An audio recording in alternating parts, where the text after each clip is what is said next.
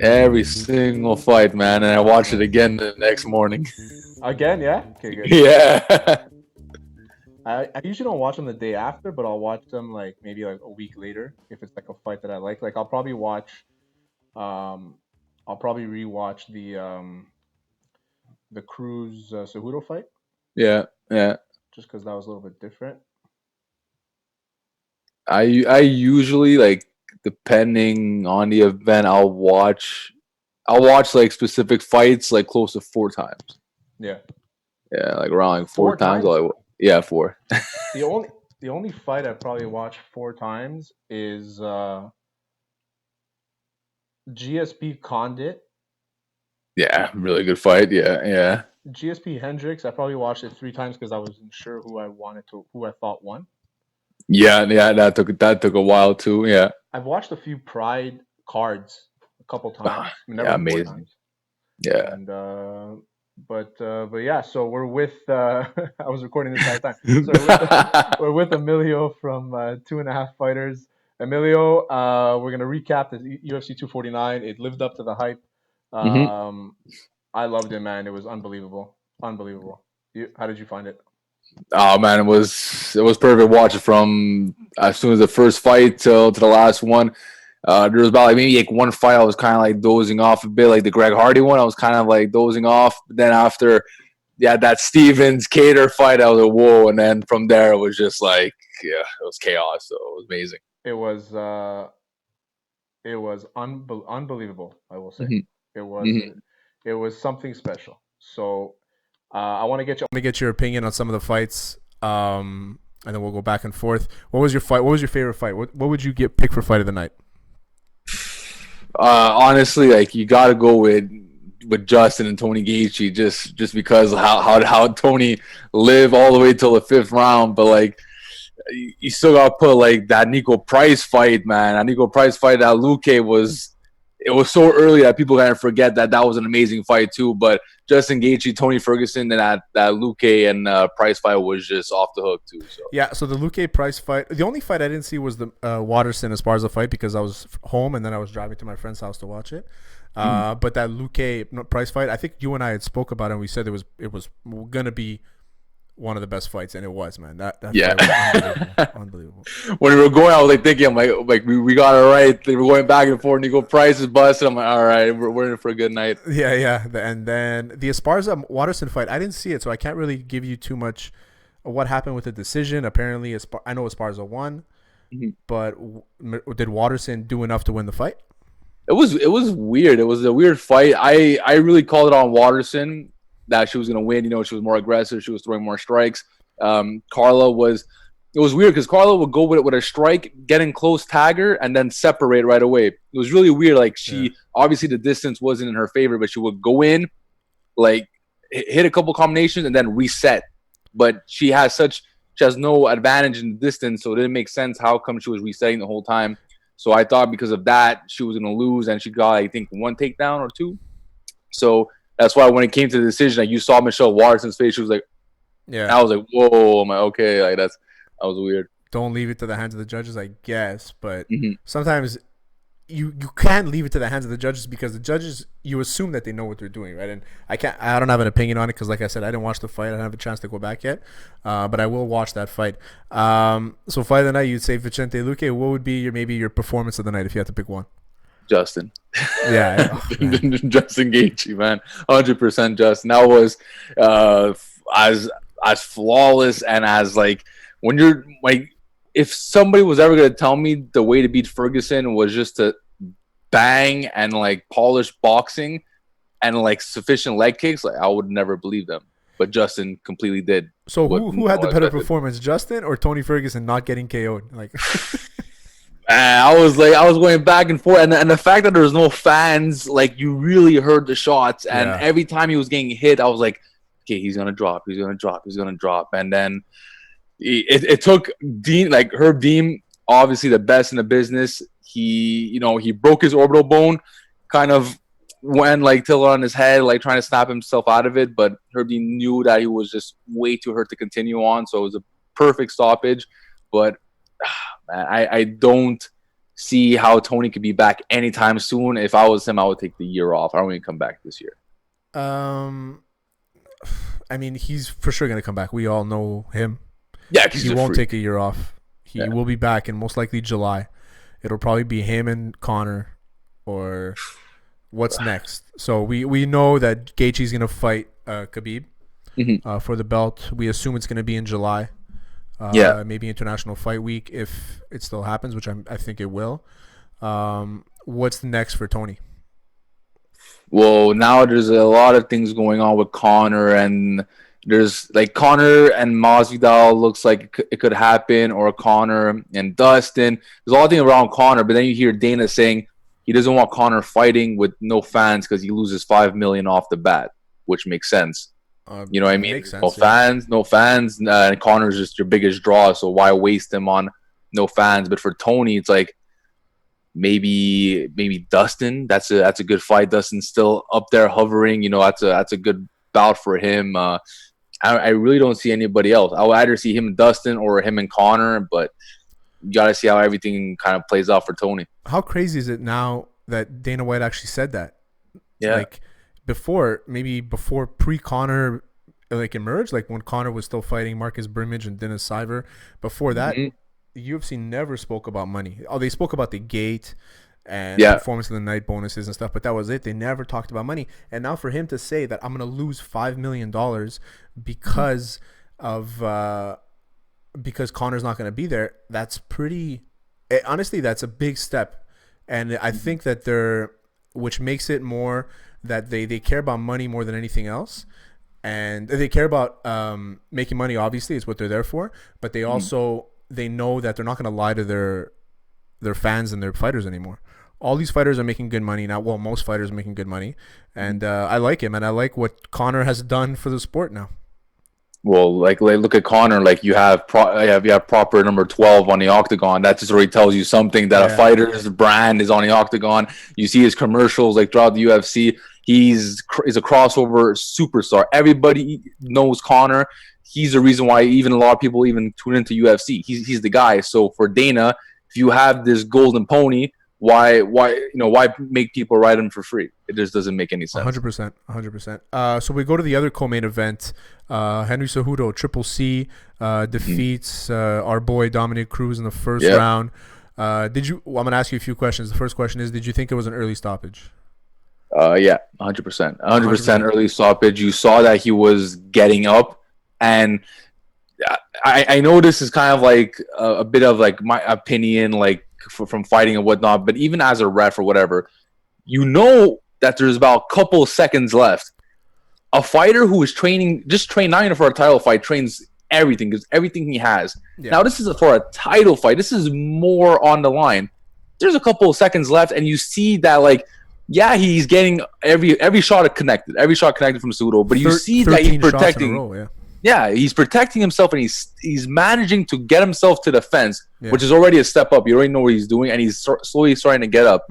Like, give the guy a chance. It was a couple of seconds. Make him survive until the next round. That's my only thing is that I think that the stoppage was, if you look at how refs are trained, they're trained to protect the fighter, right? The guy ate 13 bombs by Henry Cejudo. It wasn't by my little sister. You know what I mean? It was bombs by Henry Cejudo. So, and he was kind of getting up, but at one point his arm kind of fell down. It looked like he was a little out of it. So I can justify it for the ref.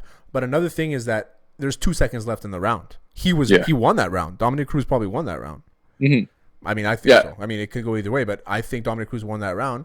And he looked great, man. He looked good. And for him to not get the chance to at least, catch his breath and get his legs under him, it sucks, because I think we were almost cheated out of a great fight. You know what I mean? Yeah, we were 100%. Yeah. And so what do you think about Cejudo retiring now? Well, now it's kind of, I don't know if I really believe it. At first, because I heard he was talking about retirement about like a year ago, and maybe he wanted to leave because he wasn't getting that money. But it's a coincidence that his contract just ended. It's a coincidence how like he was bragging about trying to get that money and wasn't getting that money. So Dana was there. He's like, you know what? I'm going to retire. Looking at Dana like, let's wait and see like something. But I'm Dana, and I look at him. if you hear Henry Cejudo like at a main event, obviously I'll buy it just because I'm a freak. But like, I don't think anybody else would buy a Cejudo headlining a main event against anybody. He's not like a draw, right? I mean, I know he had his thing with the Bella twins, and you know, he's kind of like expanded his horizon and he's made a name for himself. But he's nowhere near a Conor, nowhere near a GSP, nowhere near a Brock Lesnar, even a John Jones. Even, I mean, he's more than the Mighty Mouse, but like he's not the draw to say that like I can leave on top. But he is 33 years old. He's my age. I do respect the fact that he's ending it now on top, because what's going to happen is that, and I was even talking about it on Twitter after the fights, is that he has a chance now to maybe fight 2-3 more times for super fights and make like $10 million a fight. You know, and he doesn't have to worry about the next guy up is going to come after him. He doesn't have to worry about Peter Yan cracking his face open. He doesn't have to worry about any of that stuff. He has to worry about his family. He's probably made a few $1,000,000. He's probably set. And for him, he's like, I can probably fight another 3 times in the next 3 or 4 years, maybe super fights against whoever. And he'll make some money there, and he'll rise off to the sunset. He'll still probably be at every UFC event, you know, like it's just the way he is. But I mean, I like the fact that he's retired, and I mean, I know what the come up that he's had and how tough it was, but he's probably the best combat sports fighter of all time. Unfortunately, you're right. Even though I don't like saying it, like, Olympic gold medalist, flyweight, bantamweight. It's kind of hard to argue that he's beat 3 great fighters, man, and he's beaten them like destroyed them. You know, I mean, against Cruz maybe destroyed. I mean, he was helped a little bit by the ref, obviously, but for the most part. So he, at the press conference, somebody asked him who's on Mount Rushmore of combat sports, and he puts himself in the middle, and then he puts DC because of the 2-time Olympian. He put Holly Holm because she was a boxing champion and then she was a UFC champion. And he also put Kayla Harrison if she ends up winning a belt in the UFC. So out of all those people, or who would you put on your Mount Rushmore of combat sports fighters? I think he's wrong with all of them. All of them? Not even DC? I think he's wrong all of them. Not even DC. No. I love DC. I love DC. Like he's amazing. His fighting style is. It doesn't compare. DC is the best. He's like probably top 5, maybe top 10 fighter. Yeah. But if you're gonna put that, you know, if you're gonna do that real, like, you know, that GOAT status, John Jones is obviously there. I think he means more of like total combat sports, like other stuff as well. You know, like other stuff as well. Like DC, I guess because he was an Olympic wrestler. Henry Cejudo is an Olympic champion. I put Ronda Rousey there. Yeah, that's what I was going to say, Ronda, yeah. You got to look at some jiu-jitsu guys that won crazy amounts of world championships. Like... put Verdum there. If you're going to talk about everything, Verdum is, I think, 4 or 6-time gold medalist in Brazilian jiu-jitsu got the world heavyweight championship, too. Yeah, exactly. Maybe a guy like Overeem, who I think that if he won a UFC belt, he'd probably be the best heavyweight of all time. Hands down. Yeah, so, I mean, I understand where he's coming from there. I wouldn't say no to him, but... To Kayla Harrison and Holly Holm, I'd probably say no to. I'm a DC guy, so for me, DC, you can put him anywhere. I love him. You know, he's awesome. Yeah. So Calvin Kattar beats our boy. He beats Jeremy Stevens. Yeah. What do you think of Kattar? Is he a future champ? I know the UFC's high on him. So am I. Future. This kid is the future. I think he's a stand in your face kind of guy. He's very creative. He's not afraid to throw down. He's athletic. He has obviously the knockout power. For you to do that against Stevens, like that just says a lot. And the fact that he's young, he's up and coming, and now you beating a named guy, anything's possible. Any fight for him coming up it's going to be a big fighter, and I would see it has to be either in the main event or maybe a co-main, or maybe even like headline a fight night for him. Oh, for sure, yeah, I'd see that. Remember when Cody Garbrandt was coming up and he headlined a fight night against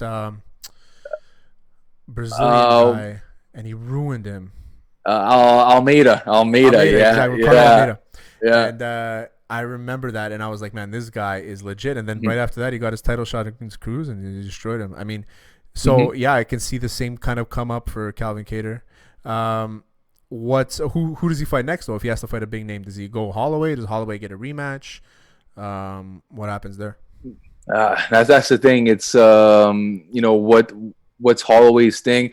I kind of see a good fight with him in T City. T City has been out of the mix for a long time, and that's interesting. He hasn't fought for a long time. An up and coming guy goes, and let's see what happens when you throw both those guys in, because I think Holloway does deserve a rematch.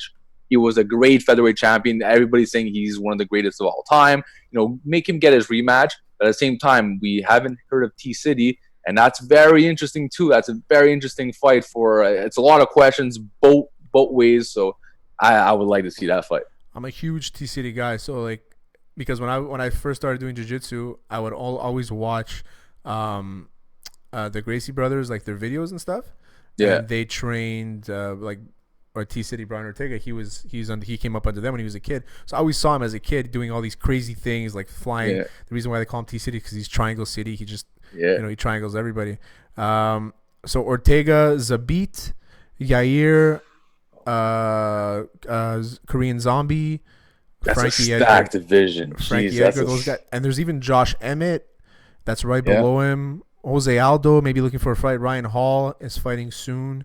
So there's a lot of things coming up. I mean, I think that Holloway would get the automatic rematch against Volkanovski. I think that maybe Kattar against. Zabit already beat Kattar, right? But it was a good fight. But the third round, he was coming up. It was like, wait, what's going on over here? So at that rematch, I'm not mad at. They wouldn't make it, obviously, but I'm not mad if they would ever, come face to face again. The thing is that Zabit is ranked below Ortega, so Zabit already beat Kattar. So why would we have Kattar jump Zabit and go to Ortega? Zabit deserves any opportunity that he can get right now. Yeah, and that's the thing is if they're gonna see where the Volkanovski fight and Holloway goes, and I guess he's Zabit fighting one of those guys. If you tell me right now and Dana just announced Zabit gets a title shot, I am not mad. Yeah, I'm not mad at that. I'm like, okay, this is interesting because maybe he does have a chance against Volkanovski. Like that difference of reach, of height, that's problems. Zabit causes a lot of problems for the champ. So that's interesting. He's pulled off some of the nastiest submissions that I've ever seen. Zabit isn't a guy to fuck with, but we have seen a little bit of weakness from Zabit. Later on, like we said against Calvin Kattar, later on in the third round, Kattar started putting it on, and Kattar is a ground guy. Clearly, he's a ground guy. Yeah. And I love the guy. I think he's the next champ. If the stars align for him. But T City is the fight for him. I think you're right about that. But I think Zabit should get the next opportunity after Holloway. T City fights Kattar. See what happens with Kattar. See if he wins that fight and set up another one for him.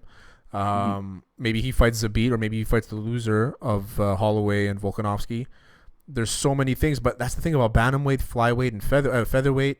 So bantamweight, featherweight, and the lightweight. It's crazy how stacked they are. Anything's possible. That's what the thing. Anything's possible. That's how crazy it is. Like welterweight, you could judge what's the next matchup. Light heavyweight, you could judge it. Heavyweight, the match is already there. But those three divisions, we don't know what Dana's gonna do. We don't know what's gonna happen or who falls off. Anything is possible. So what do you think about the new and improved Francis Ngannou and the destruction we saw him give Jairzinho Rozenstruik, my boy? The guy that I picked to win that fight for some reason. Man, I always felt Ngannou, man. I was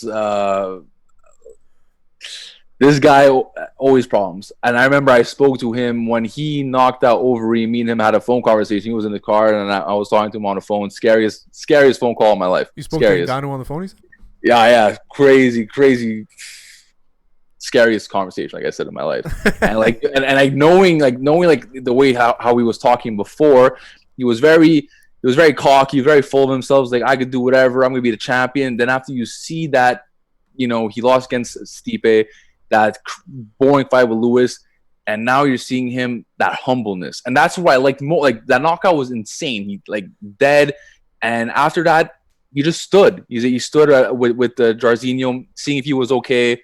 Rogan interviewed him. He was calm. He's like, I'll fight anybody. And that's what you want to see, a guy lose and come back humble, destructive, and this is a scarier version of Ngannou than what you saw before. 100%. Oh, for sure. I mean, he looked lean, but he looked like ready to go. Clean haircut. He looked like he lost like 15 pounds, but it was anything he lost, he probably gained right back in muscle. His left hook is second to none. I think we said somebody was going to die that fight. I think Jairzinho died for a half a second. Yeah, and that fight was... And I think Jairzinho, I mean, all the power to him and all the credit. I hope he bounces back. I think that maybe this fight was just a little bit too soon for him. Now, I'm thinking this now, even after picking him to win the fight. I wasn't an Ngannou... Like, not that I didn't respect him. Obviously, I respected his power. I just thought that Ngannou was a lot of smoke and mirrors kind of thing. Like, we looked at him and we assumed that he, like, just because he's a freak, like Brock Lesnar kind of thing, you know? Yeah. I was never a huge Brock Lesnar, like, he's the best. You know what I mean? He might have been a great draw, but not a great fighter. And that's why the same thing I thought with Ngannou. I'm taking it all back right now. Like, after I saw that, this guy touches you, you're done. And who's going to be... I think Stipe... his eye is still a little fucked up. Cormier's been tagged. Is Kane really still fighting? We don't know. Who else is there? JDS? No, he already beat JDS. Killed him. That's something like who's gonna be able to beat Ngannou? There's no reason why he shouldn't get the belt. And I think when he wins that belt, he's gonna be like The Rock status. Like that's how popular he's gonna be because he's so big. Well, you're gonna see that too. Like you said, the only matchup that makes sense is DC, unless Stipe comes out, which I really don't think so. That's the next match. Yeah. And now in that matchup, are we gonna see a Johnson DC fight again? Is that gonna happen again? You know, Johnson was the craziest knockout artist we've ever seen, and DC twice brought him down to the ground, submitted him. Now could do the same thing to Ngannou, most probably, but it depends if Ngannou could hit him once. And if Ngannou does win, this is the thing too. Like you said, if he wins, like superstardom, like it's to the point that The Rock mentioned him saying he wants to train with him. Like everybody knows him. Yeah. And the fact that you have Usman, Izzy, and then Ngannou becomes champion, all three African like descent guys, like these guys are already like best friends. Imagine all champions. You're gonna see them run the world, and I'm down. I am down. I love them all, and it's gonna be sick if Ngannou could do it. But he's gonna do it. I think Stipe is like one fight away from retiring. DC also, he's over 40. I don't see anybody. There's the thing about the heavyweight division is that there's nobody under 30 ever. You know what I mean? Like 28 is probably the youngest who'll go. Like who's next? Blades. There's no guy that's like coming up. There's always a guy that randomly shows up. There's like a few ex-football players like Greg Hardy. Let's segue into Greg Hardy. You know, he fought a great fight against Jorgen De Castro. Great fight. And I was super impressed with the guy. You know, I still think he's a piece of shit, but he's a great fighter, and he looked a lot better than what he usually did. And is he a guy that's going to be able to contest Ngannou later on? Maybe. Yeah, and that's the thing, especially that, like, you know, you and I are football fans, so we know what he did. Even when he came in, like, a lot of, like, even, like, my friends that are more MMA guys that don't watch football, like, oh, we like him. But in my back of my head, I'm like, this is the guy, you know, like, the Panthers, Dallas, domestic violence. Like, I know him. Like, I was watching him, like, play, and I know of him, and he's coming in, and he started off knocking guys out, and now he's playing really smart. So it's he's interesting to me because he fought like his power knocking out guys, but now he's going to a game plan. He's moving. He's using his athleticism that he was using for football. So he's pretty interesting. He could do something. Oh yeah, for sure. I mean, I'm a Cowboys fan, so when he signed with us, I was happy, but I was like, nah, I think it's not going to be good, you know. And when he came to the UFC, I'm like okay with him fighting. Obviously I'm not gonna deny somebody's trying to make a living. I just felt that the UFC was trying to force him down our throats, and they did a little bit with this one. Look at all the look at all the fighters on the undercard, you know, on the prelims, and he was on the main card, you know, just to say. But he looks good, man, and I think that he's gotten better, and you notice how good he's gotten every fight. He's a little weird, but still, you know, he's still a good fighter. And I think that maybe 2 or 3 fights from now, he'll probably get a title shot. If it's Ngannou or whoever it's going to be, I think he's next up in line too, for sure. Well, it's like we said, there's no one like we were trying to think of who's the next guy in heavyweight, and this is a guy that they've been throwing. Like in the last year, I think he's fought 4 times. This guy is active. Yeah. And he says like, I want Fight Island. He's like, I want to fight for Fight Island next month, and he's ready. He's kind of fresh. Like he did 3 rounds, but like he's good to go. So we'll see who he could put up. I would like to see him against JDS. You know, JDS is on the down. He's kind of money up and up. Like let's see what happens there. You know, that's an interesting fight for him. So UFC decided to put 3 cards and 8 nights. We have tomorrow night in Jacksonville again. We have Anthony Smith versus Glover Teixeira. Oh yeah, that's gonna be a nice one. What do you think is gonna happen there? Oh, that's a really good fight because both guys. Teixeira has that knockout power. Smith is very, you know, he's long, he's rangy, has a lot of moves. Both guys. If this goes on the ground, it's gonna be interesting because these both guys are black belt Brazilian Jiu-Jitsu artists. You're gonna see a lot of finesse and beautiful switches and different kind of angles for submissions, but also if it's standing up, like this is pretty even as a light heavyweight matchup could be. The only thing I give is Smith. You know, he's more intelligent. I guess he understands the game now a bit more out to with commentating and analyzing. So you kind of see him. He's a bit smarter. Yeah. But the story that I got, someone broke into his house. Yeah. Someone broke into his house. He claimed that he hit the guy 50 times. The guy didn't drop. Did you see the video? Now, if you're telling me a UFC fighter just 50 strikes to a random guy who's breaking into his house but did you and see he the video? didn't knock him out? I didn't see the video. So that guy was on some crazy drugs. It reminds me of like those videos you see of guys like running around naked on the street because they're on bath salts or some crazy drug. Yeah. The cops are shooting him and he doesn't go down. Like there's this one video I saw where a guy got shot like 8 times in the chest and he just wouldn't go down because he was on crazy drugs. So like I'm not gonna knock Anthony Smith. Maybe the guy was a good fighter. I don't know, but we've seen Glover Teixeira get knocked out. His chin is gone already. I think he's on his last legs. He had a great career, and I think he's one fight away from retiring. I think he should anyway. Yeah. And, I think Anthony Smith for sure. Yeah, I'll take Anthony Smith in that fight too. There's a few decent fights actually on this one. We got the return of OSP versus Ben Rothwell. Heavyweight. He looked good today. He looked good. Yeah. I was surprised, man. I was like, whoa, this guy's big. Yeah. Well, he used to weigh that much when he played football. So for him, he's like, I'm just back to what I used to walk around at. And maybe he's got to be a little more limber, a little more loose and stuff like that. But he's somebody to look after. But Ben Rothwell, man, the knockout artist, this guy, he touches you, you're almost done, you know. So it's gonna be interesting. That's an interesting fight for me because I don't really know where I stand there. I love OSP, I love Ben Rothwell, but it's tough to see. Like I don't know what's gonna happen. Like I can't figure it out. I can't.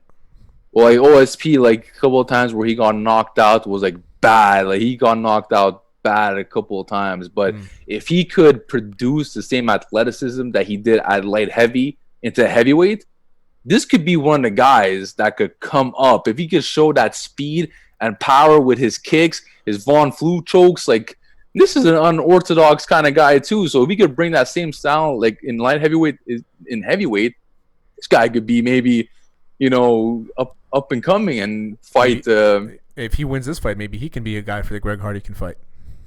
And that's an interesting fight too. That's gonna, you know, OSP don't sleep on. I would probably pick OSP. I like guys who are going up and feeling comfortable. You always get that, you know, that positive reaction with guys like when Donald came up to welterweight, when Showtime welterweight. Like a lot of guys when they just go up and feel comfortable, they're more in their element. So I would probably say OSP, but I'm not sleeping on Rothwell though. I'm not sleeping on him. Can't, man. You can't. He's a good wrestler. He's a crazy boxer. Why not? You can't. There's a few other good fights on this. There's a few fighters that I'm interested in. I don't really know Drew Dauber too well, so I can't really speak on him. I think I've probably only seen one fight, and I wasn't really paying attention. But he's fighting against Alex Hernandez, who's coming off a loss to Cerrone. I don't know if he's fought since. Actually, it's a good question. I don't think so. I think he got knocked out, and I think he took some time off. Yeah. I'll double check, but I'm pretty sure he took some time off on that, but he ate some humble pie against Donald Cerrone. I think he was a little cocky getting in there, and then when Donald Cerrone's like, "Listen, you're in a man's world here, so let's figure this out," and he KO'd him. It was fun because I like Alex. I love like the young and up and coming guy that's like really good. I love following that storyline. But as long as they do it the right way, they don't try to rush everything, right? So he's talking shit to Donald Cerrone, and then he ends up getting humbled a bit. Was kind of like, okay, just like take a back seat, figure out what you're gonna do, and you'll be fine. Just you'll be okay. So he's a guy I like the hype around him. I'm a huge fan. But another crazy fight that I want to see is Ricky Simone against Ray Bourque. Ooh, Simone is a bad dude, man. This guy is really, really good. It's just a shame that Uriah kind of like really made him like sit down and like kind of take a pause because he was on up and coming. He's in a very, he's fast paced. He likes to brawl. He likes to get into the pocket. He uses his wrestling. His cardio is amazing. Just a shame that that Faber slept him. And I think if he didn't fight Faber, or if he would have beaten Faber, he probably would have been on probably the top 3 and maybe contending for a title shot. I mean, yeah, why not? And Ray Bourque, a success story in his own right, I guess, with his son being sick and everything like that. And now he's making a comeback, and he lost his last fight because he didn't make weight. And so Ray Bourque, he's kind of an anomaly. He had a title fight against DJ. He looked okay, but then how are you gonna not like that crazy submission that DJ landed on him? How do you not like it happens to you? It's like you can't bow your head. It's like, okay, whatever. No. This guy just caught me with literally the crazy submission anybody's ever done in the history of fighting ever. And so I mean, I'm still on Ray Bourque. I'm on the train, so I'm excited for this fight. Your boy Marvin Vettori is fighting also. Yeah, man. He's good, and I hope we could see more of him. Like every time we saw him, he kind of like, I don't know if it's the lights or anything, kind of freezes, doesn't show his true potential, and I don't know why, I don't know what it is, but he is a phenomenal athlete. He's a great athlete. He's a big boy, and he uses that that size well when it's his time. But I don't know what it is with him lately, but I really hope that he could shine tomorrow. Especially that there's no fans. It's a fair game. It's a fair zone to anybody at that point. I'm a fan of Vettori's. I mean, I don't really know the fighter he's fighting, Carl Robertson. I don't really know him too well, so I can't speak on him. But I'm a fan of Marvin Vettori, where I just think that you can see that he has every skill set. It's just that it's like he hesitates, And he's had some crazy fights, like where he's dominated the guy. But then he comes out, and if the guy's just a little bit better than him, it's like almost like he shuts down and he doesn't want to risk anything. And almost like what Cruz did against Cody, like we were talking about last week. It's a mental block, man. It's like he's got to fight through that, And most of fighting, I mean, you would know better than I would, but fighting it's all mental. I mean, 90% mental. You can prepare all you want, but you're preparing your head more than your body, The worst part of training camp, man, is that last week when you're like the training is over, you're doing a bit of pads, and the only thing you're thinking about is the fight. You're sleeping, you think of the fight. You wake up, you think about the fight. Like, I remember I was like fight week and my friends are talking to me like, hey, what's up? And I'm like pissed off, like, yo, don't talk to me. Like, what's wrong with you? I'm thinking about the fight. It's Tuesday, the fight is Saturday. It's like you're in, some people deal in better scenarios, but that's what it is. It's all mental. You have a great training camp, but you could show up 8 weeks of training camp. You don't show up that one night, it's like look at Donald, like with Connor. He was not a fight. BJ, like we said last week so many times before, he would be in a locker room like, you know what, I'm not even down to fight tonight. It's like, whoa, like what happened? Yeah, it's like if you say that you don't want to fight like while you're there, maybe it's a day to think about if you want to fight ever again, Yeah. I mean, we've seen it so often, right? And Dana White says it all the time, as soon as you start talking about retirement, just retire. I mean, famously, Brendan Schaub, I mean, everybody knows his story, right? So, see, some guys stay in there too long, man, and if you're able to get out, just get out. But if it just seems like some guys, it's like they need it, more than anything else, like BJ, Thanks for coming on, buddy. I appreciate it.